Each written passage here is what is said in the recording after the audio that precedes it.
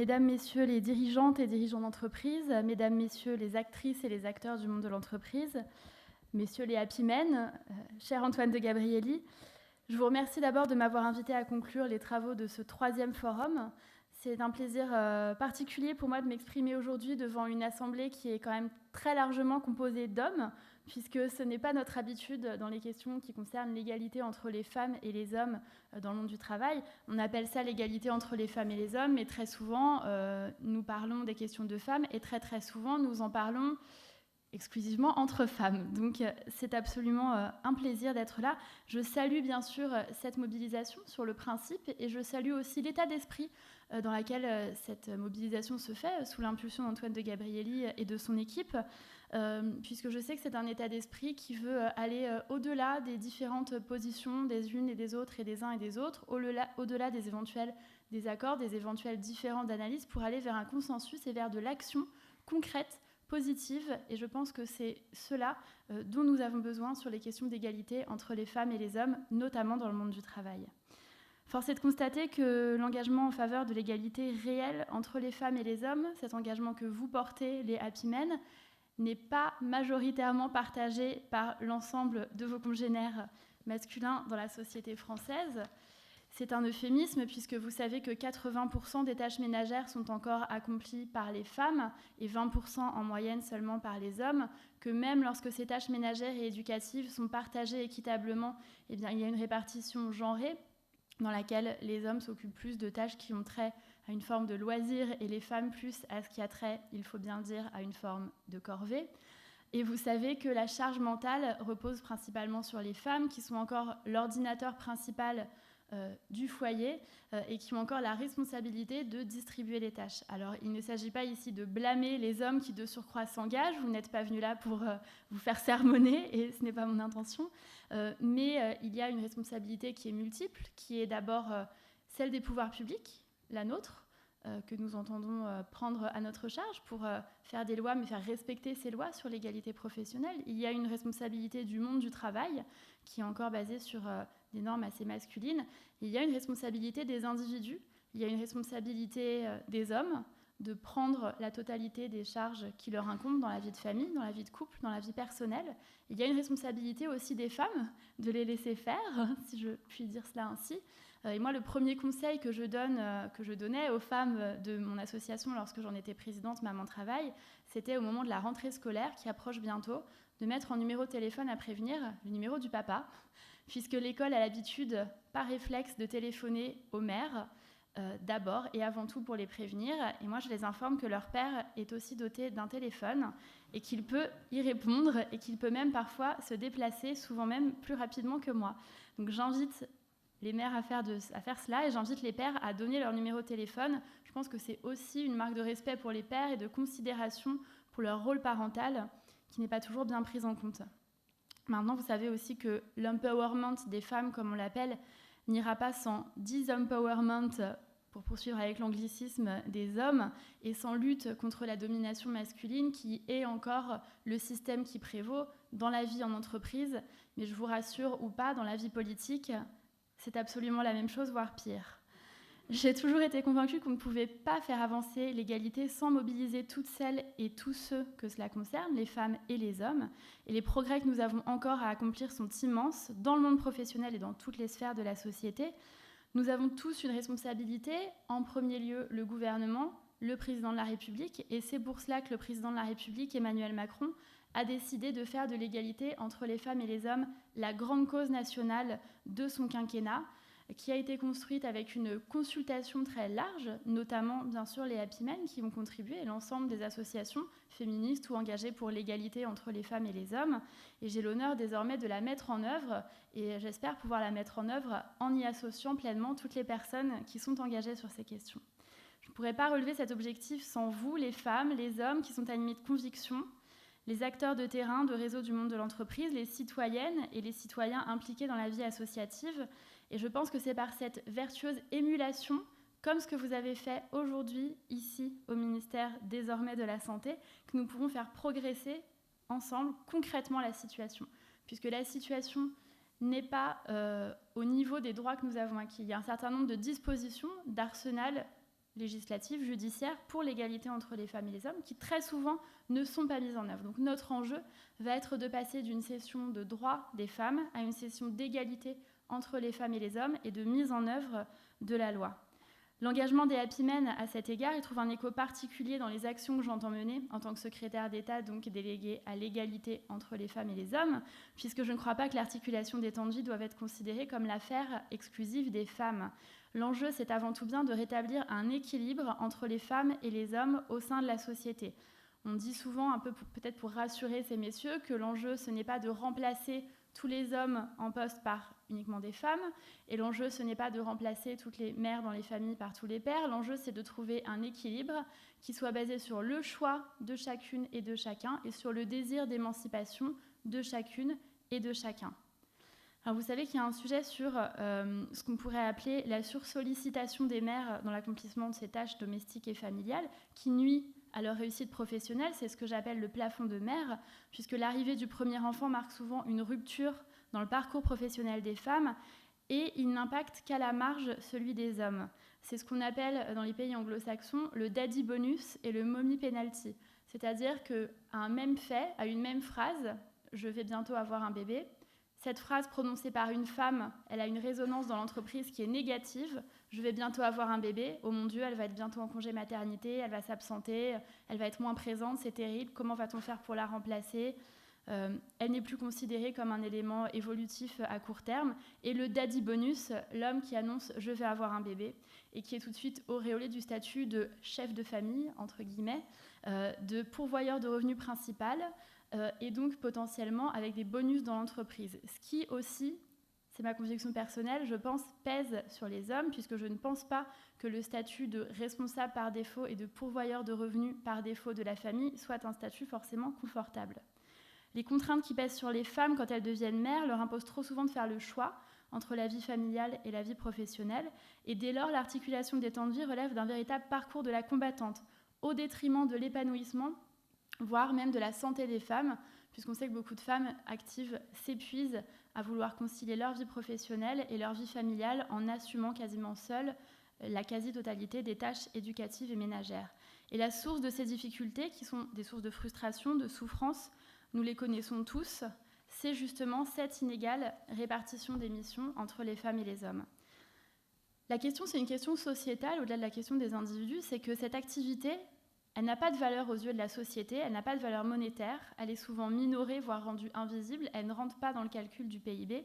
C'est la question de l'implication dans sa famille et dans ses tâches familiales. On sait que quand un homme consacre en moyenne chaque semaine 30 heures à une activité rémunérée, une femme en consacre autant à des activités non rémunérées, telles que le ménage, les courses, le soin des enfants, les devoirs, les fameuses kermesses, c'est bientôt la saison, les sorties scolaires, l'accompagnement d'un parent en situation de dépendance, puisqu'on sait que les femmes s'occupent majoritairement des enfants, elles s'occupent aussi majoritairement des parents, les leurs ou ceux de leurs conjoints ou de leurs conjointes. Et quand un homme consacre 19 heures par semaine à des activités non rémunérées, c'est ce temps qui est rémunéré pour une femme. Cette inégalité s'accroît avec l'augmentation du nombre d'enfants au sein du foyer. La France, vous le savez, est la double championne européenne du taux de natalité et du taux d'activité des femmes. C'est la note positive de mon intervention, c'est à ce moment-là qu'on peut se réjouir. Mais on constate qu'à l'arrivée du troisième enfant, les femmes interrompent plus souvent leur activité. 61% des mères de 3 enfants travaillent ou sont en activité professionnelle et seulement 70% à partir du moment où ils en ont plus de 2. Il y a plusieurs articles et notamment une bande dessinée qui sont récemment parus sur la question de la charge mentale, cette charge qui pèse sur les mères qui sont sur tous les fronts. Alors bien sûr, il est essentiel que les Françaises puissent conserver la possibilité de devenir mères tout en menant une carrière ambitieuse. Et depuis plusieurs décennies, les mères actives défrichaient seules toutes les possibilités pour concilier vie professionnelle et vie familiale. Et on avait remarqué une forme de désintérêt, en tout cas ouvert pour les pères pour cette question. Vous savez peut-être que j'ai lancé il y a une dizaine d'années le réseau Maman Travail. Quelques années après, nous avons voulu lancer Papa Travail, le pendant masculin. Eh bien, c'était un flop retentissant, puisque les seules personnes qui visitaient et commentaient ce blog étaient des mères elles-mêmes qui venaient donner leur avis sur la paternité et la façon de répartir les tâches familiales. Je suis ravie de voir qu'il y a eu une évolution de mentalité, que désormais les hommes s'emparent de ces questions, très clairement, et que la société tout entière doit, à votre image, s'emparer de ces questions et mettre en œuvre des solutions innovantes pour faire bouger concrètement les lignes. Parce que la maternité ne peut pas être à ce point exigeante qu'elle en devienne dissuasive, comme en Allemagne, où les femmes qui n'interrompent pas leur carrière plus de 3 mois ou qui confient leurs enfants à des modes de garde collectifs sont stigmatisées, vous savez peut-être sous le nom de mère corbeau. C'est pourquoi, conformément aux engagements qui ont été pris par la campagne présidentielle, j'ai commencé à initier la réforme du congé maternité unique, qui est une garantie de congé maternité pour toutes les femmes, quel que soit leur statut, qu'elles soient salariées, entrepreneuses, auto-entrepreneuses, intermittentes du spectacle, pigistes, statut multiple, profession libérale, etc., qui soient alignées sur le régime le plus avantageux lorsqu'elles ont plusieurs casquettes. Mais les entreprises ont naturellement aussi une part importante de responsabilité. Une meilleure articulation des temps de vie, elle implique une meilleure organisation non seulement de la famille ou du foyer, mais aussi, et je serais même tentée de dire surtout, une meilleure organisation du travail au sein de l'entreprise. Les marges de progression en la matière, elles sont encore importantes. Je sais que des choses sont faites, particulièrement évidemment par les entreprises qui sont ici, puisque la simple présence de représentants d'entreprises à un forum tel que celui-là marque leur volonté très forte de dégager des moyens humains, du temps et de l'énergie sur ces questions d'égalité entre les femmes et les hommes et de positionnement des femmes et des hommes dans l'entreprise. Mais le baromètre UNAF, Observatoire de la parentalité en entreprise, relève que 61% des salariés considèrent que leur employeur, je cite, ne fait pas beaucoup de choses pour les aider à équilibrer leur temps de vie. Alors on sait qu'il y a des choses qui sont faites, on sait qu'il y a aussi une perception des salariés et des femmes salariées qui peut être variable selon ce qui est fait par l'employeur. Si l'employeur décide de mettre en œuvre, par exemple, un programme d'accompagnement des adolescents, même si l'entreprise fait beaucoup de choses, si la salariée ou le salarié a un bébé en bas âge et que son besoin n'est pas corrélé, elle ne sera pas satisfaite et elle ne répondra pas donc positivement à ce baromètre. Idem, par exemple, pour les crèches d'entreprise. On sait qu'il y a beaucoup d'entreprises qui nous disent « moi, je contribue à des crèches », mais quand le besoin est différent, le ressenti des salariés peut être différent, d'où je pense, le besoin très fort à la fois de dialogue social dans le cadre que nous connaissons d'habitude, mais aussi de dialogue et d'échange dans des journées telles que celle-là, où chacune et chacun peut se nourrir de l'échange et de l'équilibre de l'autre. Je suis certaine que ces débats, vous les avez tous eus. Je pense que vous avez parlé de tous ces sujets tout au long de cette journée et qu'ils ont été riches de sens et de propositions. Et j'en suis d'autant plus certaine que quelques-unes de mes amies qui sont présentes aujourd'hui m'ont envoyé des SMS toute la journée pour me dire à quel point c'était formidable et à quel point elles étaient heureuses et repartaient pleines d'idées. Il est essentiel, je pense, que vous, les dirigeantes et les dirigeants d'entreprises et d'équipes, vous puissiez avoir les moyens de mettre en œuvre les leviers de votre pouvoir au service d'une évolution des cultures d'entreprise et des pratiques managériales. Et quand je dis ça, je pense notamment à la question du présentéisme, qui est encore une règle non écrite, très française, qui prévaut toujours dans les entreprises et qui pénalise particulièrement les femmes lorsqu'elles aspirent à des fonctions d'encadrement ou tout simplement à davantage de responsabilités. Et c'est vrai qu'on est tenté, quand on encadre une équipe, de faire du présentéisme, de la question du présentéisme, un préalable à tout recrutement. Et qu'on peut réfléchir à de nouvelles solutions, à de nouvelles organisations du temps du travail qui font qu'on n'est pas obligé de faire tous les soirs le concours de celui qui reste le plus tard dans son bureau ou le concours de celui qui envoie le mail le plus tardif à son manager. Et je salue d'ailleurs les entreprises qui sont ici et qui sont pour beaucoup, je le sais, à la pointe sur ces questions d'équilibre des temps de vie. Enfin, la mixité, qui est un facteur de performance économique et un levier de croissance. La question du bien-être des salariés, et femmes et hommes, je sais qu'elle est au cœur de la réflexion des Happy Men, qui a l'audace de porter cette notion de happy. On a parlé de l'audace de faire un groupe d'hommes. On peut parler peut-être aussi de l'audace de porter ce mot de bonheur dans un contexte économique et social difficile pour notre pays et pour le monde de façon générale. Le fait de revendiquer le bonheur, et notamment le bonheur en entreprise, je pense que c'est un message militant et un message politique en soi qui mérite d'être souligné. Et on sait qu'encourager l'épanouissement, c'est aussi encourager la productivité des collaboratrices et des collaborateurs. C'est permettre l'implication des femmes dans les échelons les plus élevés de l'entreprise jusqu'au poste de direction. Et ce n'est pas qu'une question de justice, c'est aussi une question d'efficacité, puisque vous savez très bien que le retour sur investissement des politiques RH d'égalité ou de parentalité est réel. Il a été mesuré. Si vous êtes là, c'est que vous le savez. Et si vous êtes là, c'est que nous, vous et moi, nous devons nous démener pour le faire savoir. Je me réjouis sincèrement que les Happy Men soient pleinement convaincus de cela et je salue votre engagement en faveur de toutes ces actions innovantes que vous voulez fédérer, porter et valoriser, puisqu'organiser cette journée, c'est aussi valoriser l'existant au sein de votre entreprise, au sein de vos entreprises et contribuer à repérer et à faire émerger des talents. puisqu'on sait que les femmes, compte tenu des contraintes d'organisation qui pèsent sur elles, n'apparaissent pas toujours spontanément aux yeux des recruteurs ou des encadrants comme les collaborateurs les plus susceptibles d'être promus. Et je sors d'une session de plusieurs mois de Commission nationale d'investiture, qui est une forme de grande section de recrutement dans laquelle nous avons proposé à des femmes de devenir candidates parlementaires et dans laquelle des femmes nous ont refusé d'être candidates. Donc on sait qu'il n'y a pas simplement une question d'incantation et d'appel aux femmes, il y a aussi une question très forte de formation, d'accompagnement, d'encouragement, d'un travail pour légitimer les femmes finalement, pour les aider à faire fi de cette autocensure que l'on dénonce souvent et faire en sorte qu'elles prennent toute leur place. Parmi les propositions très concrètes qui sont faites par les entreprises et qui me semblent apparaître comme ce qu'on peut qualifier de bonnes pratiques, il y a la question de faire des binômes paritaires systématiquement dans toutes les shortlists. À chaque fois qu'il y a un poste qui se crée, un recrutement ou une promotion, proposer un binôme paritaire femmes-hommes pour avoir le choix et pour sortir des critères qui parfois apparaissent comme non-genrés mais qui en réalité le font. Par exemple, nous, on nous a demandé souvent si les aspirants députés auraient les épaules assez larges. Alors, je ne savais pas que la largeur d'épaule, c'était un trait de compétence, et ça me semble un petit biais un peu sexué.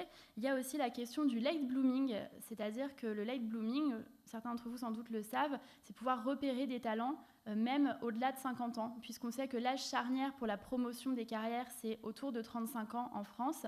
35 ans, c'est aussi l'âge moyen auquel les femmes ont des enfants en bas âge et donc sont souvent en congé maternité ou en reviennent, ou dans l'âge dans lequel les pères aimeraient aussi souvent pouvoir s'impliquer plus fortement dans leur vie de famille. Et le late blooming, ça leur permet d'avoir un temps de vie dans lequel ils et elles se consacrent à leur famille, et un temps de vie dans lequel on considère que leur carrière n'est pas terminée, loin de là, qu'ils ont encore des années pour faire leur carrière et pour montrer qu'ils sont toujours des talents et toujours potentiels et prometteurs. Alors tout cela, nous avons tous à y gagner. Évidemment, les femmes, mais pas seulement les femmes. Toute l'économie bénéficie des effets positifs de l'égalité. Vous savez que les conclusions du rapport de France Stratégie, paru à l'automne dernier, en attestent. La garantie d'accès des femmes à l'emploi et aux postes à responsabilité, elle permet un gain de 150 milliards d'euros, soit 7 points de PIB. Donc donner aux femmes en entreprise la place qu'elles méritent, c'est aussi un levier de croissance. Et ces données devraient être mieux connues. Elles convaincraient très certainement beaucoup de celles et ceux qui résistent encore au changement, par habitude, par confort, et surtout très souvent par ignorance des stéréotypes dans lesquels la société les a enfermés et dont ils sont eux-mêmes victimes. Beaucoup de jeunes pères aujourd'hui, enfin, aimeraient participer plus et mieux à la vie familiale, et ma conviction personnelle est que les femmes sont discriminées et souffrent dans le monde du travail puisqu'elles sont moins recrutées, moins payées et qu'elles ont à subir le sexisme. Mais je pense que les hommes vivent aussi une situation qui est difficile lorsqu'ils veulent s'investir dans la vie familiale. Il ne s'agit pas ici de vous tirer ce que les féministes américaines appellent des male tears, quand les hommes se plaignent de leur situation dans des situations féministes, mais il s'agit d'être lucide sur la difficulté qui est vécue par les hommes de vivre dans les normes masculines du pouvoir que vous connaissez, qui sont l'esprit de clan, l'esprit de compétition obligatoire, le refus de l'émotion, et dans la difficulté encore qui est réelle pour les hommes d'expliquer dans leurs entreprises que oui, ils souhaitent prendre leur congé paternité, voire que oui, ils souhaitent prendre des jours enfants malades ou des congés parentaux. On sait que ça n'est pas toujours bien accueilli dans le monde du travail, on sait que c'est difficile. Il est difficile pour les femmes de prendre des pauses pour revenir ensuite au travail, c'est aussi difficile pour les hommes, et je pense que nous devons toutes et tous en être conscientes et conscients, et toutes et tous encourager les hommes et encourager les managers et les employeurs à la diffusion de cette nouvelle culture d'égalité au travail. Il est temps de donner aux couples les moyens d'opérer cette révolution qui sera une révolution culturelle, au bureau comme à la maison. C'est un défi qui appelle la mobilisation de toutes et de tous, et c'est une bataille que nous ne gagnerons pas sans vous, les hommes, qui êtes majoritairement les décideurs et les managers. C'est pourquoi je tiens à exprimer tout mon soutien à cette action progressiste qui est conduite aujourd'hui et depuis des années par les Happy Men. Et face au sexisme ancestral, l'égalité réelle entre les femmes et les hommes est un combat qui est profondément moderne et dont vous êtes les pionniers. Bravo à vous et merci de montrer cette voie à tant de personnes.